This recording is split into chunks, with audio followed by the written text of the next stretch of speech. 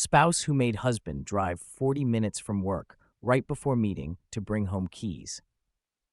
Was I wrong to snap after so many times? I feel so awful about this, but my husband has a habit of forgetting/ignoring things I say. I WFH and am always there to unlock the front door for my husband when he gets back from work. So the couple of times I've needed the car, I get very annoyed that he's taken the house keys attached to the car keys with him. This has happened a few times. He'll lock all the house doors in the morning and go off to work with the car keys so I can neither leave the house nor drive anywhere. So I made sure we have two sets of keys, and the second pair must always be on the console table for emergencies. The problem is, my husband started keeping the emergency keys in his work bag, and if he took the car anywhere, I was again locked in the house. This recently happened again when my family was coming over, and they stood at a locked door while I searched the house for his work bag. Today I woke up very unwell and wanted to run to the chemist between meetings and pick up a book I had on hold at the library, when once again, my husband has taken the car keys. What made me so angry was that I've told him this a million times and I could have had a massive emergency. He was so calm and apologetic on the phone, but that just made me angrier. I'm sick of him never listening. So I lost it and demanded he come home immediately and drop the keys back because I need to go to the chemist.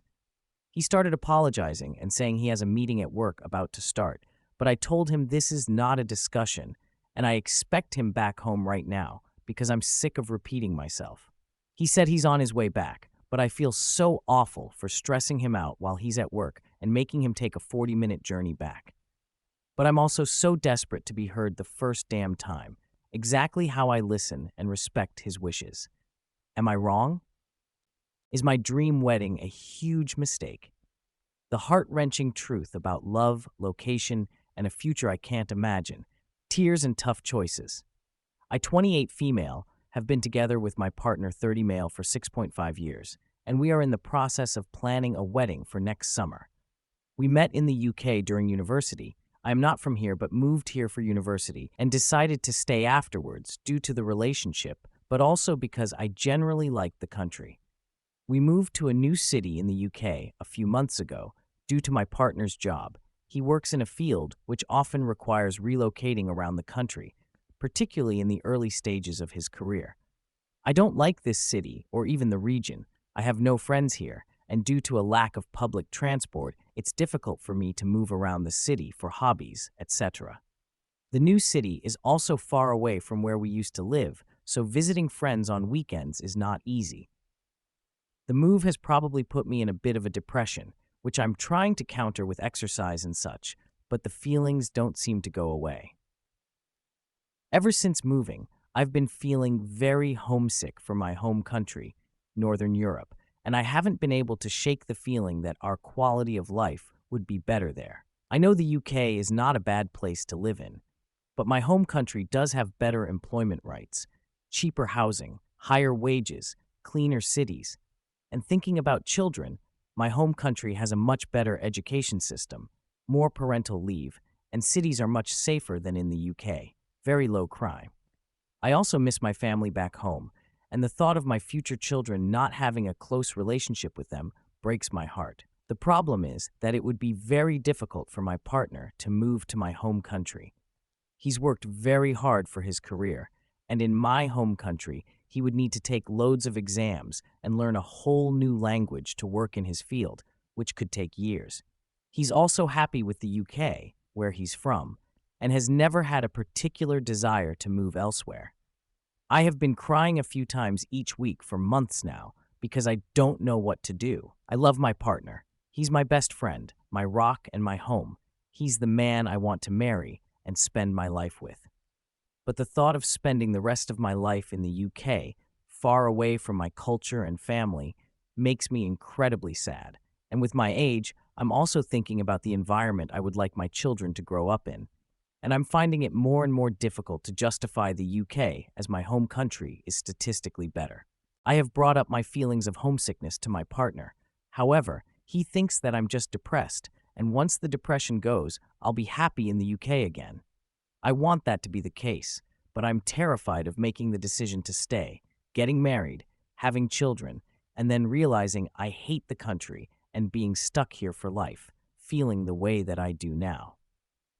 I am unsure whether to go ahead with the wedding with the man I love very deeply and hope that I'll feel more at home in the UK in the future and stop feeling homesick, or if I need to call off, postpone the wedding, which I'm afraid would lead to a devastating breakup.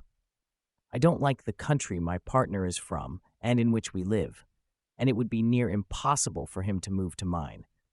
But I love him very deeply, and the thought of breaking up a 6.5-year relationship breaks my heart and makes me want to throw up. Is it wrong to grieve forever? How do I tell my children my love story has no sequel? The heartbreaking truth of loss. My husband died 3 years ago. Shortly after my late husband celebrated his 50th birthday, he succumbed to his heart defect and passed away. He was born with a missing valve, and we always knew there was a risk of an early death, but it hit me like a train regardless. He was and always will be my soulmate, and I wanted to grow old and senile together with him. We have 2 wonderful children together, 20F and 18M. The kids were hit especially hard by my husband's passing, especially our son, who was very close with him. I have been there for them to the best of my ability, but it has been difficult when I spend each moment feeling like I have a hole in my being, as if I am missing the biggest and brightest part of me. Our kids are my world. They have been my beacon of hope throughout this ordeal, and I don't know where I would be without them. They have noticed how utterly lost I have been since my husband's passing, and have started to encourage me to rejoin the dating process. I understand this comes from a place of care and worry, but they continue pushing even when I say I am not interested. My husband was truly my other half. I simply can't imagine moving on and replacing him. He will live forever in my heart, and I sincerely hope to see him again when I pass on. It is one of the only dreams I have left for the future. When our children tell me it's okay to move on, I can't help but feel I would be disrespecting his memory, and the thought of being with anyone else fills me with disgust. I truly have no desire to move on. I think I'll spend the remainder of my life waiting to be reunited with my love. How do I convince our children I have no wishes to move on without being disrespectful to their concerns? Grandparent name wars. My mom wants honey, and I'm mortified. Who gets to decide? A hilarious family drama unfolds. I, 29 female, have been thinking about starting a family recently. My mother, 50 female, recently stated she does not want her grandchildren to call her grandma, but wants them to call her Unnie. She says she wants something uniquely different. She thinks it's endearing and says she will be sweet as honey to her grandkids. She and her husband call each other honey, and I consider it a romantic pet name and think it is odd as a grandparent name. My siblings agree with me.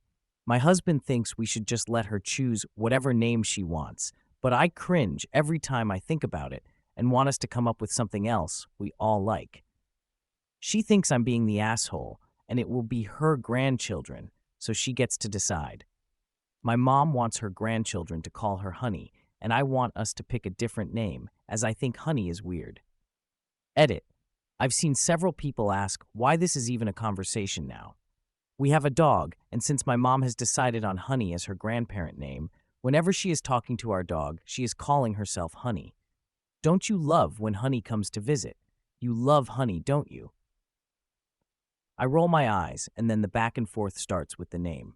I've made some suggestions, like even Grandma Honey, but she is adamant it will only be Honey. If the grandkids call her something else, she plans on correcting them and saying to call her Honey.